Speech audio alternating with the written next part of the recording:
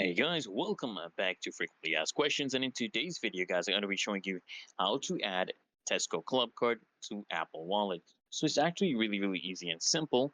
So I'm going to give you this step by step, guys. First things first, open up, the Tesco grocery and club card app on your phone. Okay, if you haven't downloaded it yet, okay, just head over to the App Store and get the app. And once it's downloaded, guys, just log in with your Tesco account credentials. Okay, and after logging in, you want to navigate to the club card section in the app. You should see your digital club card displayed here.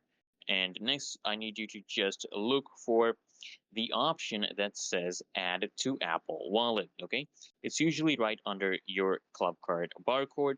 You just want to tap on this option, and your iPhone will now display, you know, your club card in the Apple Wallet preview screen. What you need to do now is just tap add in the top right corner to confirm. Okay, and just like that, guys, your Tesco, club card has been added to your Apple Wallet. Okay, and now whenever you guys you shop at Tesco, you can easily access your club card by opening up your Apple Wallet and scanning it at checkout, guys. So that's it for this quick tutorial. If you appreciate it, guys, consider smashing that like button as well as subscribing to Frequently Asked Questions.